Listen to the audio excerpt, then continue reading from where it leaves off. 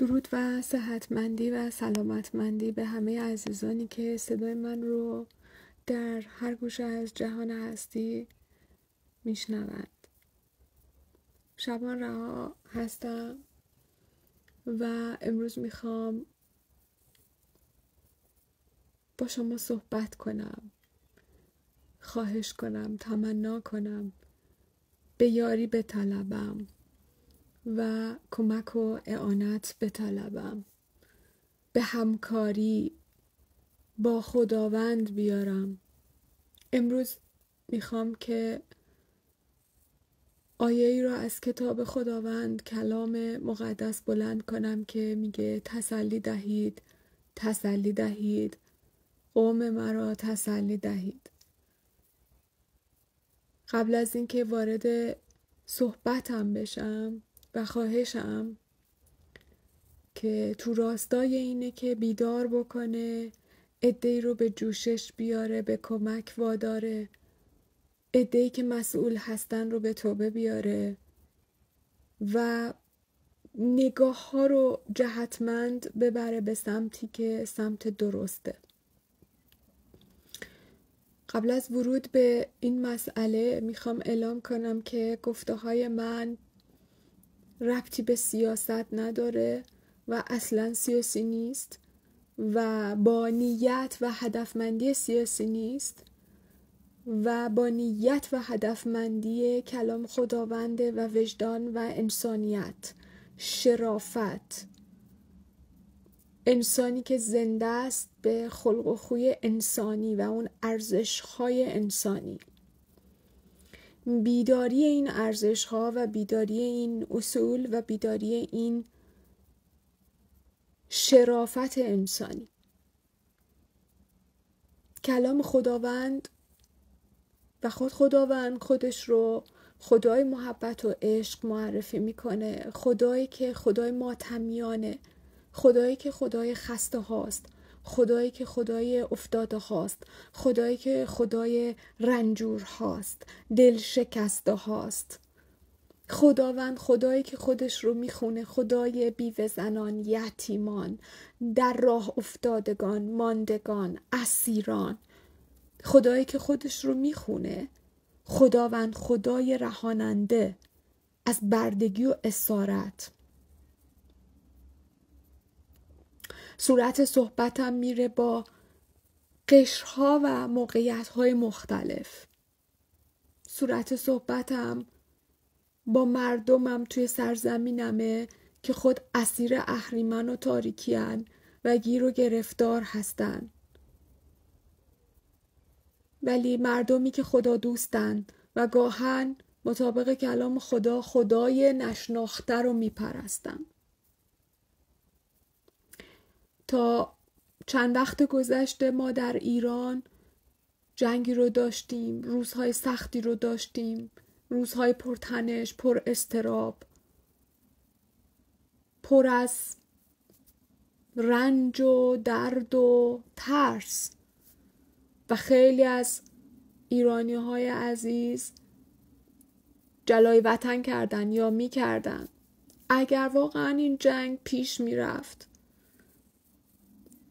مثل جنگ اوکراین که الان 3 الی 4 ساله که طول کشیده و جنگ هایی که طولانی بوده، فکر می کنم مردم من به هر کوی و برزنی که به هر حتی جایی که بیابان باشه ولی جنگ سخت و کشت و کشتار نباشه می گریختند. خیلی ها شنیدیم و تصاویر رو دیدیم که حتی به افغانستان پناه بردن. مردم مظلوم و مردم دردمند و درد کشیده و آسیب دیده و چپاول شده و غارت شده. ما مردم ایران خودمون زیر اون رنج و چپاول و غارت هستیم سالیان سال و باید همدردی کنیم و درک کنیم. میدونم که از دست مردمم، از دست هم میهنانم کاری بر نمیاد در مواقع اینجوری قانون رو نمیتونن عوض بکنن. خودشون به جرم و جرایمی مثل جاسوسی، اقدام علیه امنیت ملی، برهمزنی، آشوب و هزاران جرم دیگه محکوم میشن و بهاهای سنگینی مردم سرزمینم دادن. ولی خواهش من از مردمم، از اونهایی که متمول هستن، ثروتمند هستن، از اونهایی که حتی خودشون رو مؤمن به دین اسلام میدونن و این روزها روزهاییه که در ایام محرم و نذری دادن یه مشت انسان، مرد، زن، کودک، زن حامله که ما در نقطه صفر مرز میبینیم کودکان از دست دادن، بچه هایی که بیمار شدن، نه وطن خود رو داشتن، نه در وطنی که پناه گرفتن پناهگاه و امنگاهشون بوده و نیاز به سایبان هست، نیاز به آب هست، نیاز به غذا هست. وقتی از درد این همه مردم میشنوم و میبینم، دردی جانکاه توی سینه من و توی تمام وجود من از انسانیتی که خفته و مرده میاد. برای یه قالب یخ، یه افغانی که به اون شدت و حدت کار سخت توی سرزمینم میکرده باید 1,000,000 تومان بپردازه و مأمورها نذارن. آبی نباشه، غذایی نباشه، سایبانی نباشه، سرویس بهداشتی نباشه. برای کمک رسانی و برای امداد به انسان مشکلی پیش نمیاد. انسان ها میتونن از حتی راحتی های خودشون، از خوشگذرانی های خودشون، گرچه که میدونم در سرزمینم این موقعیت بسیار کم شده، توی مردم خودم که مردم درد کشیده و زجر کشیده هستن، ولی گاهن بی احترامی های مردمم رو هم میبینم. افغانی بیرون، نون بر افغانی نداریم، نمیدونم تره بار نمیفروشیم، کتک زدن ها دیدم، فحاشی ها شنیدم و دیدم، تحقیر کردن ها. به کجا رفته قوم ایرانی؟ به کجا رفته مردم ایرانی؟ به کجا رفته اون قلب محبت مردم، مهمان نواز مردم ایرانی، غریب نواز مردم ایرانی؟ به کجا رفته سفره نوازی مردم ایرانی؟ اگر سفره های گذشته دیگه نمیشه که باز بشه، ولی نانمون رو میتونیم با هم تقسیم کنیم، آبمون رو. کلام خداوند میگه اگر یک پیراهن داری و یکی اضافه است، او رو به دیگری ببخش در زمانهای سخت. قبل از اینکه او از تو چیزی بطلبه تو اون رو بده. به عنوان یک ایرانی صدام رو بلند میکنم، استدعا میکنم، خواهش میکنم، آن چیز که میکاریم درو میکنیم. به این فکر کنیم که روزی اسیری و گرفتاری و جنگ و هر چیزی، کلام خدا میگه طاعون و با بلایا، بیماری ها انسان رو بکشونه به همین سرزمین ها و به همین انسان ها و از همین انسان ها کمک بخواد. ننگ و خجالت رو بر خودمون نخریم، بلند شیم، دست به دست هم بدیم. این کارها زیبا نیست، این کارها شدیداً محکومه، این کارها شدیداً غیر انسانیه.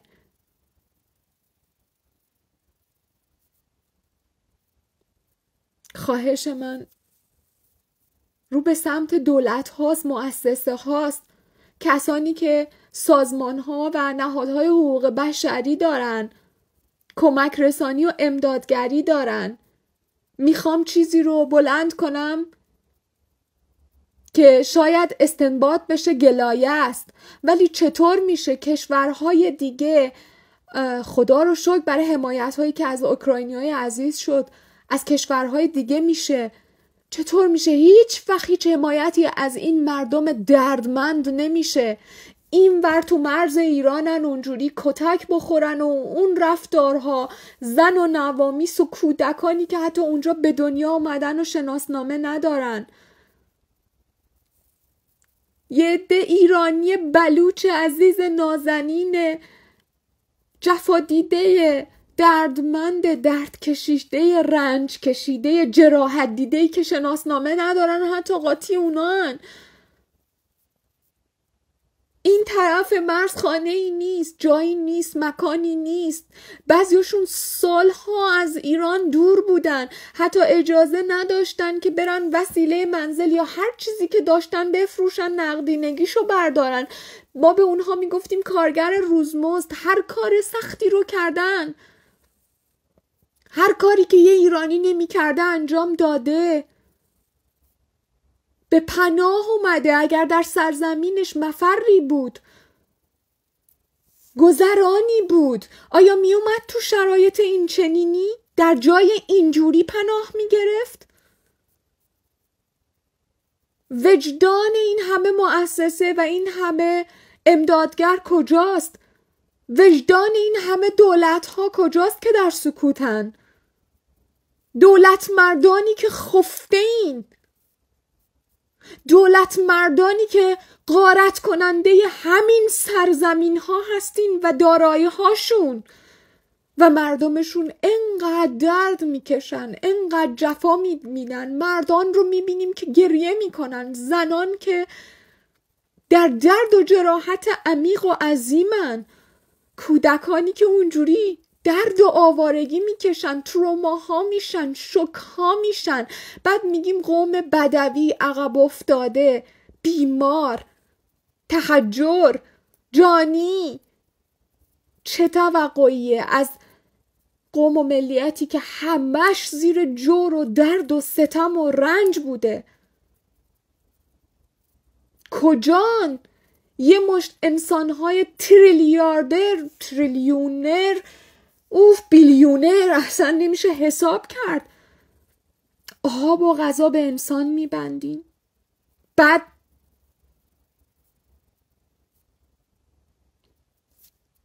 ایمان میکنین به هر مسئله‌ای. در همین روزها آب و غذا میبندین به انسانهایی که بعد در محرم میگید آب به حسین بستن. کافیه این همه تلخی، کافیه این همه جرم. خداوند بلند شده، خداوند به خشم اومده، خداوند از عملکردها به خشم اومده، به ستوه اومده. صدای کودکان، صدای زنان، مثل صدای گریه زنان رامه به گوش خداش رسیده. خداوند ولی امینیه، او حکیمه، او عادله، او گواه به هر چیز. زنانی که نه تنها فقط بار دارن، کودکان از دست میدن، کودکان سقط میشه یا موقع زایمان درد زایمان میگیرن یا همونجا تو اون شرایط بیابونی بچه به دنیا میارن. عواقبی که برای بدن اونها داره، آینده اون کودک داره. کودکانی که تو اون گرمای سوزان زیر یه سایبون نیستن. تصویر میبینم، میشنوم که زنی میسته تا سایه بر کودکش بیفته. از گرما و بی غذایی و بی آبی مدهوش و بیهوش شدن. اف بر انسانیتی که خفته، اف بر قلبی که سنگ دل و سخت دل شده. کلام خداوند این رو میگه بر قلبی که سخت شده دوایی نیست جز توبه و بیداری، جز بازگشت. صدامو بلند میکنم، نینوا و آشور به شما در عدالت و داوری خداوند گواهی خواهد داد و به ضدتون بلند خواهد شد، چون با پیغام یونس اونها توبه کردند، به خود آمدند. روی صحبتم به زمامدارای حکومتی و صدر مملکتمه، از رهبر تا تمام اون کسان که توی موقعیت‌های مختلف هستن. غرید به پول، به قدرت. تا همین چند روز پیش از ترس ما شرایط و حرکت‌هایی می‌دیدیم، موقعیت‌هایی می‌دیدیم. ما در ایران همیشه از پدرانمون، پدر بزرگ‌ها و مادر بزرگ‌ها شنیدیم غره نشو به زیباییت، به تب بنده و به قدرت و پول و هر چیز دیگه‌ای به شبی بنده.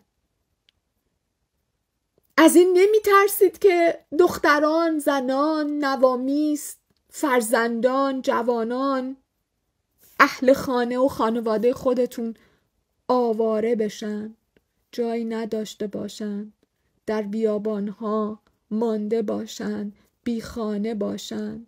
فکر میکنین همیشه در همون جوری میچرخه که میچرخه؟ وجدان شما میدونم مرده، وجدان شما میدونم فراموش شده. شاید بگین مسائل سیاسی اومدن، جنگ اومدن، نمیدونم پهپاد، هر آن چیز دیگه ای. واقعا افغان ضعیف پهپاد سازه؟ واقعا افغان ضعیف جاسوسه؟ حالا عده‌ای میتونن مثل خود ایرانی که هر جای دیگه دنیا ما میبینیم خلاف میکنن، تو زندانها هستن، کار ناامن میکنن، امنیت های کشورهای دیگر رو به خطر میندازن، در اونها هم میتونه باشه. ولی شما چرا مرزهاتو صفر نکردی؟ شما چرا تدبیر نبریدی؟ نداشتی؟ شما چرا فکر نداشتی؟ اون زمان که به کار و بردگی میگرفتی، اون زمان که سپاه فاطمیون رو میساختی، اون زمان که جوانانشون رو برای جنگ به لبنان و فلسطین و غزه میفرستادی، افغانی ها خوب بودن؟ این صدای خداونده. از این حرفا بسیار زده میشه. گاهی میگیم اثر نمیکنه، بیدار نمیشن. ولی خداوند به تکرار پیغامش رو تکرار میکنه، زمان میده، تکرار میکنه. ولی جای حدت خشمش رو در کلام ما میبینیم بارها و بارها در دوران تواریخ مختلف. و اون خشم خداوند بسیار مهیبه، عظیمه، عجیبه. عدالت خداوند بسیار بسیار بسیار شریفه و بسیار هولناک و ترسناکه. میدونم که وجدانی که سنگ شده، قلبی که سنگ شده، ترس مکافات و ترس خدایی درونش نیست. و آغاز حکمت و معرفت از ترس خداست. اوکی، این مردم رو نپذیرفتی، این مردم خیلی هاشون بدون مدرکن، همینجوری از مرزها اومدن، مرزها تو سفت کن، دیوار بکش. چطور میلیون دلار و یوروها برای بمب‌ها هزینه هست، برای مرز دیوار کشیدن نیست؟ اوکی، میخوای پس بفرستی؟ در کشورهای اروپایی، در امریکا، در جاهای دیگه دنیا، وقتی میخوان یه پناهنده رو، یه کسی که اقامت نداره، یه کسی که هر موضوعی داره، دیپورتش کنن، پس بفرستن، چمدانی بهش میدن، آبی میدن، نانی میدن، غذایی میدن، سوار هواپیماش میکنن، به سرزمینش میرسونن. بر شما چه رفته؟ بر شما چه رفته؟ بر تمام اون ثروت عظیم ایران چه رفته؟ کجا داره میره؟ تمام این آه و ناله ها به سرزمینمون، آسمانش، به مردمش، تمام این نفرین ها نثار شما میشه، تمام این مرگ خواستن ها به شما بر میگرده. اوکی، جمعشون کردی؟ سوار اتوبوس گله ایشون بکن. اصلا ببخشید، معذرت میخوام از همتون، گوسفند فرضشون کن، انسان فرضشون نکن، ولی با یه وسیله برسون به کشورش، با غذا برسون. چطور بسته بسته غذا میکنین به غزه؟ با چشمان خودم دیدم، چون فعال کلام خدا هستم و در بدن خدا، در کار خداوند شریکم و خادم خداوندم. بسته بسته آجیل و میوه و چیزهایی میره که مردم خود ایران نمیبینن، به غزه، به این ور به اون ور. البته اونم به دست مردم غزه نمیرسه، به دست مزدورانتون میرسه، دست نشسته هاتون میرسه.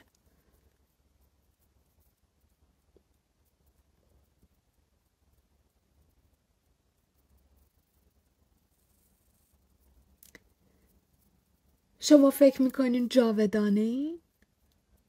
شما فکر میکنین برای شما مرگی نیست، حیات ابدی نیست، دنیایی نیست، مکافات عملی نیست، حساب و کتابی نیست؟ البته شما به اون چیزهایی که به گوش مردم مثل خارش گوشهایی که کلام خدا میده میگین و میخندین، خودتون باور و ایمان ندارین. حتی به اون چیزی که به اسم اسلام به مردم میخورونین.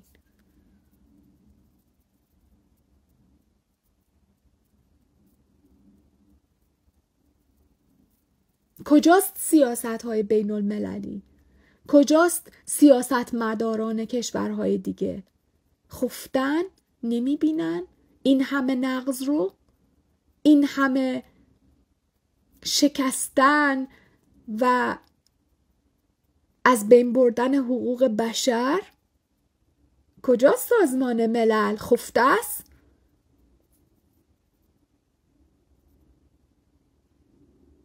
صدای من از جای محکمی بلند نمیشه.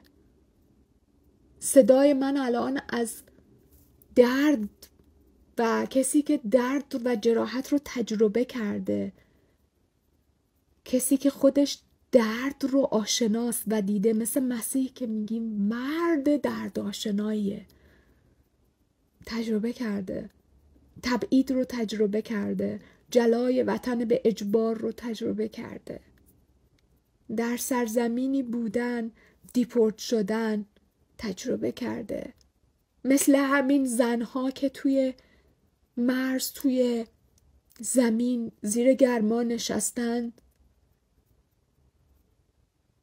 زیر بارون رو زمین خیس نشسته ساعتها و هفته متمادی برای اینکه باز بهش یه برگه‌ای بدن، بعد از اینکه پرواز من به ایران انجام نشد، دیپورت من به ایران انجام نشد، در زندان برای دیپورت بوده، تو همین کمپ کشور وسط اروپایی بهش آب ندادن، بهش اجازه توالت استفاده کردن ندادن، زمانی که تو دوره هورمونی و پریودی بوده اجازه رفتن داخل کمپ و توی اتاقهایی که همه پناهنده ها میتونستن داشته باشن از سرویس بهداشتی استفاده کردن رو نداشته. آره، اینجا هم دیدیم، میبینیم، چشیدیم، ولی دیگه به این حدت، به این قدر بی وجدانی که شما کردین نه. اینجا به مرگ میگیرن تا به تب راضیت کنن، به قول معروف سوار هواپیما بشی برگردی، اونجا شما اون کارو میکنی.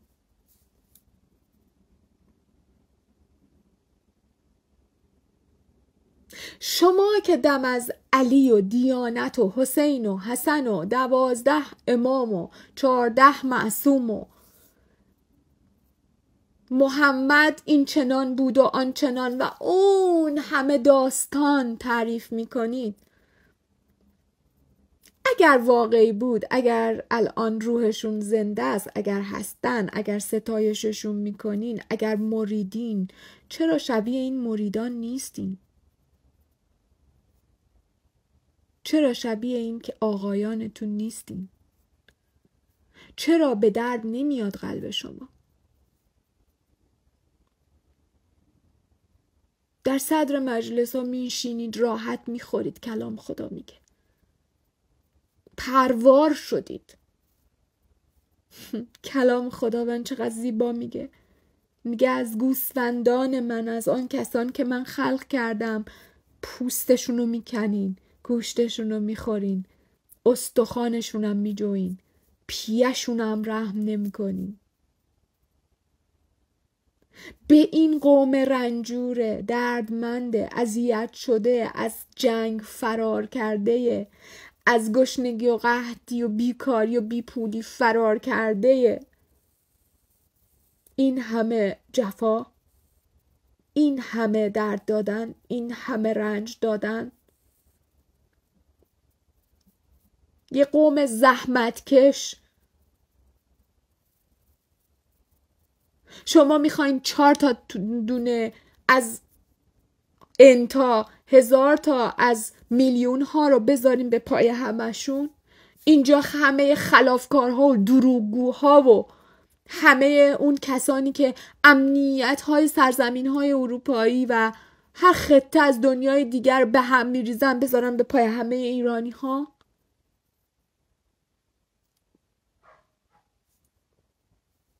واقعا به نظر همه ما و تمام انسانهای بیرون، افغانی به شما نزدیک بود که جاسوس شما باشه؟ نه، جاسوس ها کسان دیگه هستند، در شکل و فرم دیگه هستند،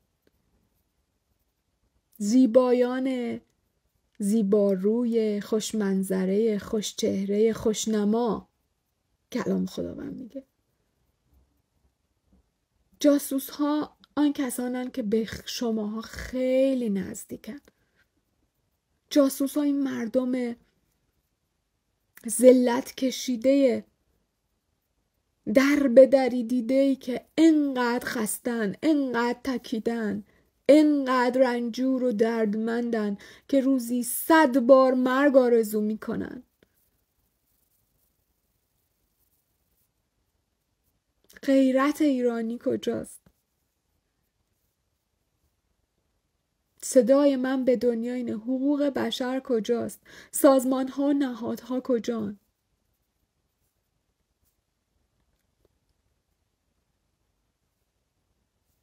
کانتینرهای آب چقدر مگه گرونه و خرج داره؟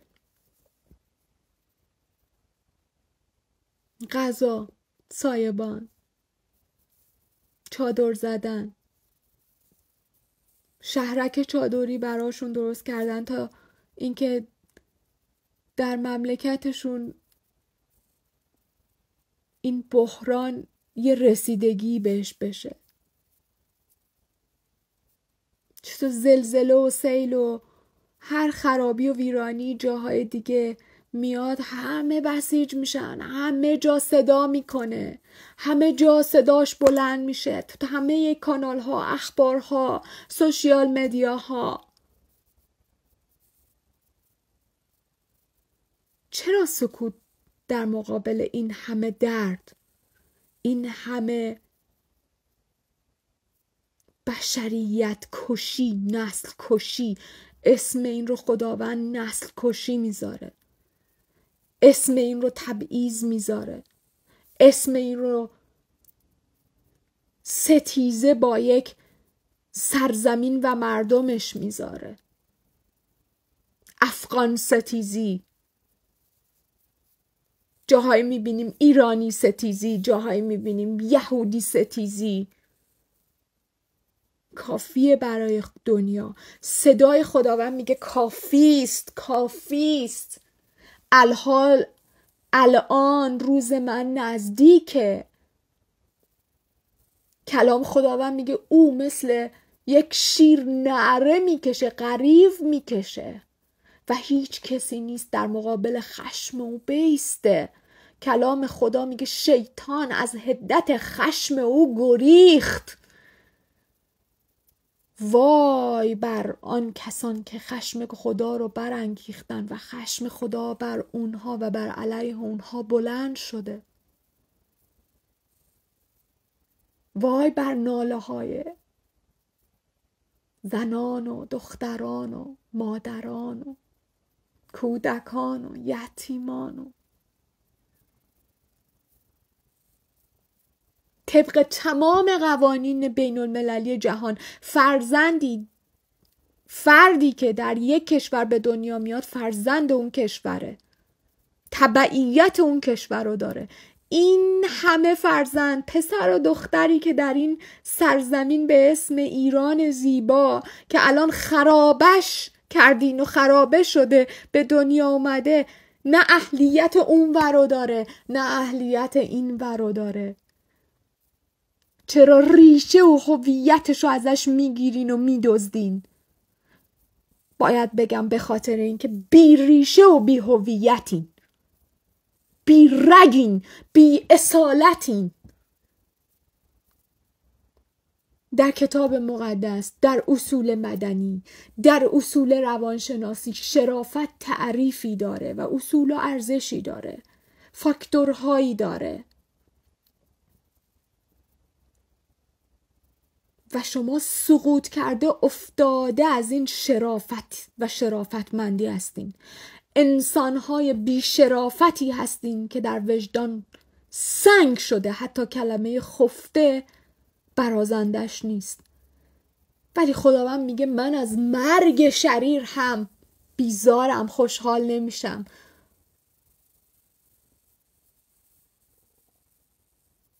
شما میتونین تدبیر براش بیانجامید.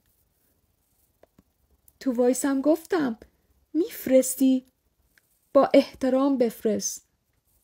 جراحت دارن، درد دارن، آسیب دیدن، کارهای سخت کردن، پولاشون رو بعضا اونهایی که کارفرماشون بودن ندادن، سوء استفاده ها ازشون شده، دردها و زخمهای عمیقی، جانکاهی در بدن و جسم و جان و روحشون دارن حمل میکنن.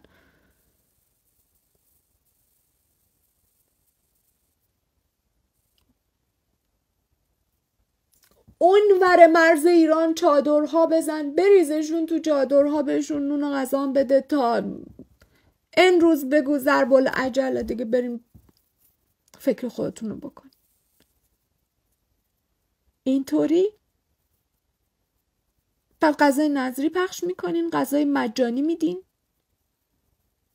شما اینطوری ظاهر از کشورها و از ایران جمع میکردین، اتوبوس از طریق فرودگاه و هواپیما عراق میبردین، سوریه میبردین، تو مسیرهایی که ما میدونیم هزینه‌های میلیون دلاری دادین برای آب، نان، جای زائر، جای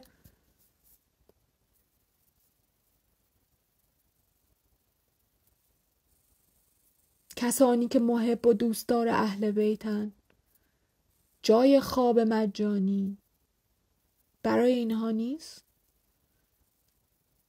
اینها هم کیشتون اصلا نیستن؟ افغانی ها مسلمان نیستن؟ یهودی هن؟ مسیحی هن؟ بودایی هن؟ بی خدان؟ شیطانن؟ شیطان پرستن؟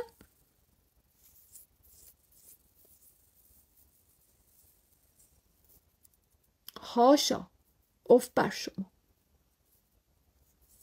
من کلمه وای بر شما رو به علمی که از کتاب مقدس دارم به ندرت و به سختی استفاده می کنم. از دهانم بیرون نمیاد. دهانم براش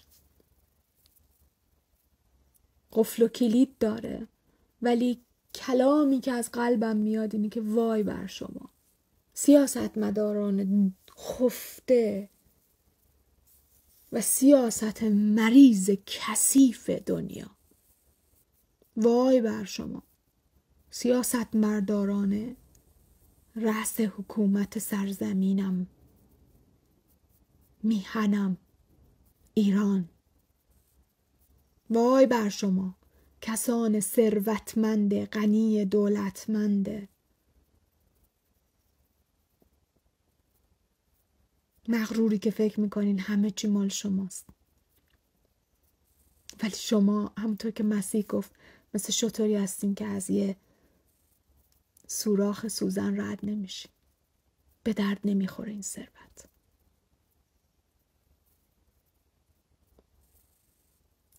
در کنارش برکت میدم همه آن کسانی که آب رسوندن، نان رسوندن، هرچه داشتند و توانستن رسوندن، ماشین زیر پا گذاشتن، هزینه بنزین، دیزل، هر آنچه که دادن. برکت باشه. درود به شرفتون، درود به اون ناموس پرستیتون، درود به اون وجدانتون، درود به اون ایمانتون در هر مسلک و باور و آیین و دینی که هستید. خداوند همه شما رو بهره بده، پاداش بده. خداوند شادمانی بهتون بده.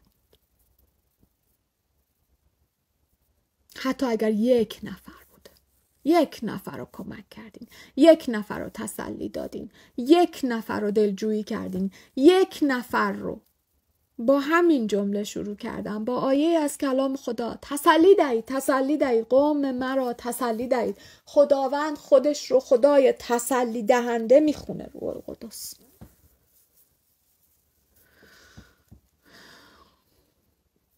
صحبتم رو میخوام با اعلام و نبوت تموم کنم. به اقتداری که به عنوان یک نبی از خداوند عیسی مسیح به من داده شده و به اقتداری که سر کلیسا به من داده، در نام عزیز عیسی مسیح، به حرمت نام یشوع، به حکمی که در دهان منه، به قدرت قوتمند کلمه و روح قدوس خداوند اعلام میکنم: افغانستان باران به موسمش براش بباره، سر باشه ندم، برکت از پی برکت بیاد، انبارها و عشیرش پر باشه، ذخایرش پر باشه، از دشمن غنایم بگیره، دشمنش به 7 سو پراکنده بشه. این مردم با عزت و شرافت و دولت و توانمندی و فراوانی پس از این زندگی کنن. من با برکت این مردم رو بدرقه می کنم به سمت زندگی جدید، به سمت فصلی جدید، به سمت خنده، به سمت شادمانی. اشک از چشمان مردم افغانستان، شرم از صورتشون پاک بشه، برداشته بشه، برگرفته بشه به نام عیسی مسیح، به اسم یشوع. دعا می کنم سرزمین ها و قدرتمندان دنیا، سرزمین های بزرگ و قدرتمند دنیا به این سرزمین و مسیرش احتیاج داشته باشند. زمانی جاده ابریشم از اونجا عبور می کرده و افغانستان یک کانال ارتباطی بوده و کشوری بسیار زیبا و پرتاریخ. دعا می کنم، برکت می دم، اعلام می کنم به نام پرجلال یشوع، تمام کشورهای ثروتمند به خاطر بیزینس و به خاطر رشد ثروتیشون، سرزمینیشون به افغانستان احتیاجمند بشن، به اون کانال شاهراهیش. به نام یشوع، به نام مسیح عیسی، این باعث آبادانی اون سرزمین بشه، رشد اون سرزمین بشه، باعث بلند شدن اون سرزمین بشه.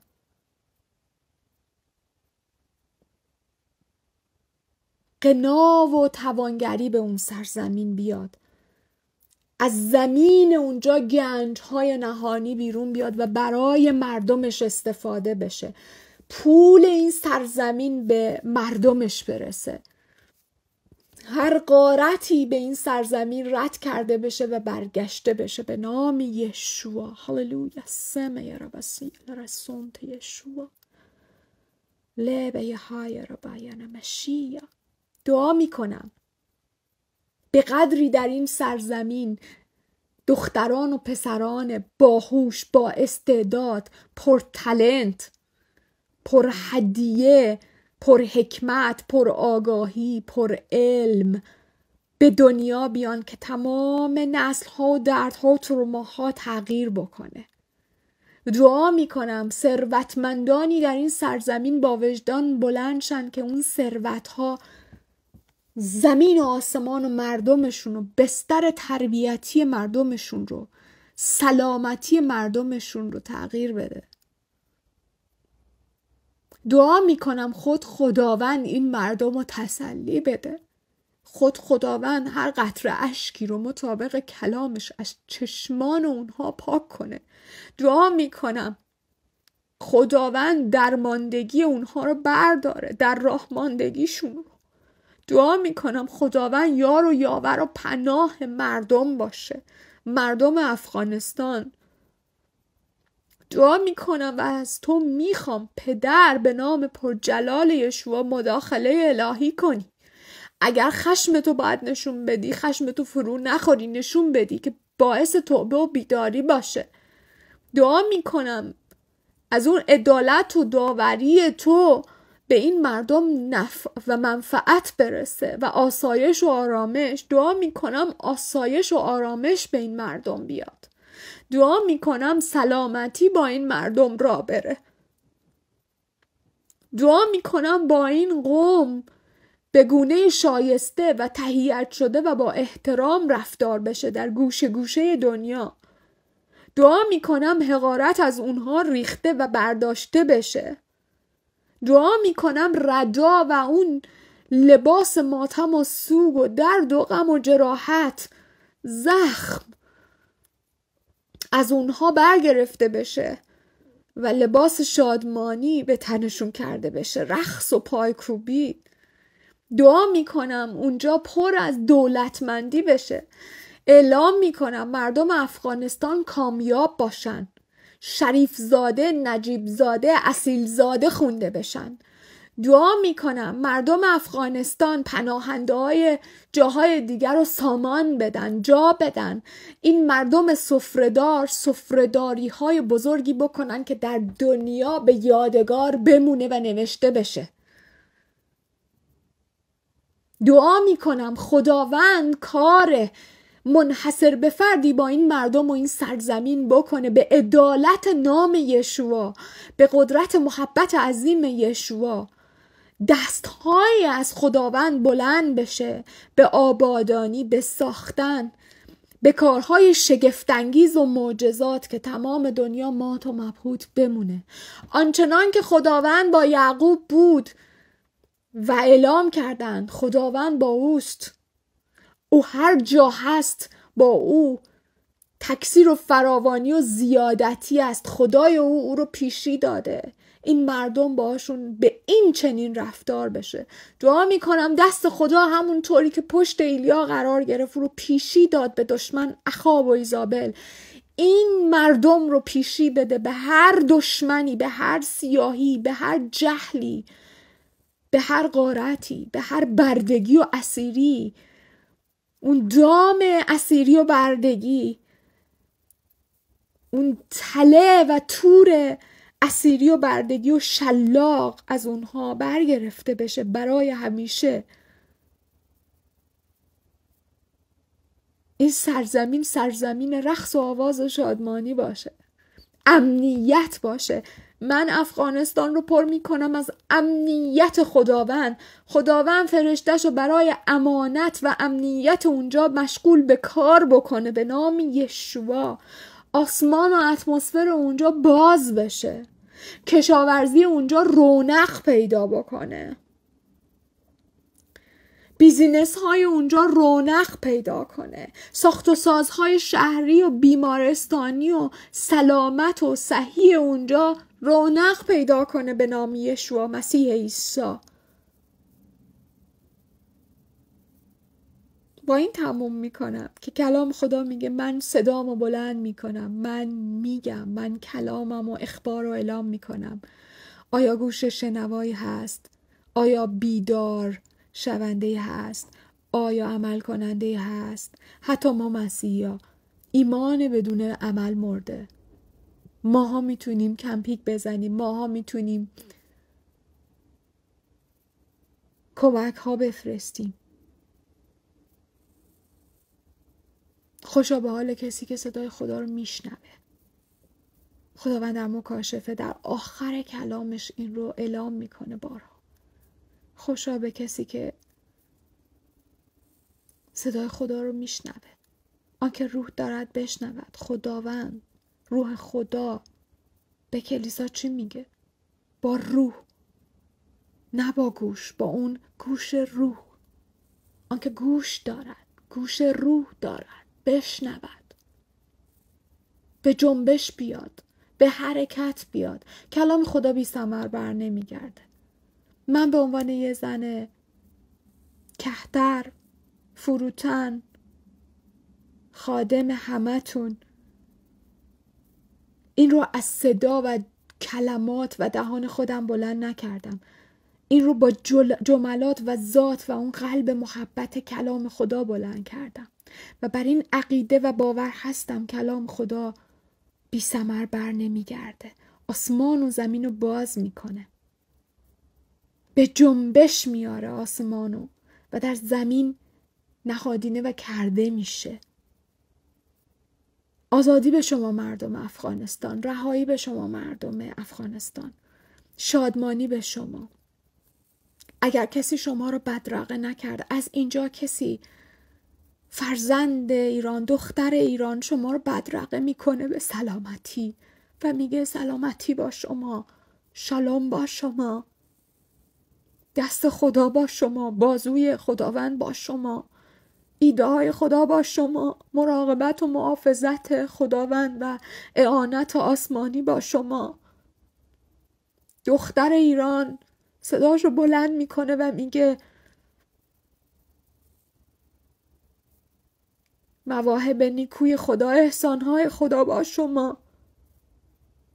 شما رو به دست خدا میسپارم. شما رو به عدالت و به کلمه و به بازسازی و شفا و الهی خدا میسپارم. شما رو به قدرت نجات و رهاننده نام یشوع میسپارم و میگم شالوم. روز و روزگار هر جایی که هستین، اگر شب بر شما به خیر و به سلامتی باشه و امید اون دارم که این پیغام ما ایمانداران به نام مسیح و محبتمون رو به جوش بیاره، به خروش بیاره، بکوبونه، مثل اون نهر و آبی که از چاه بلند شد و جاری شد که کلام میگه، در همون نهر جاری بکنه. دستهای ما به دعا، به شفاعت بالا بره، به اعانت خواهی و عدالت و داوری رو به خداوند میسپاریم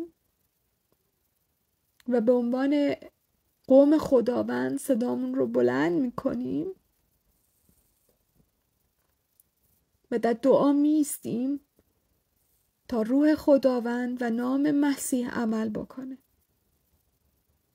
برکت با همه شما باشه. روز و روزگار بر شما خوش باشه و شادمانی با همتون.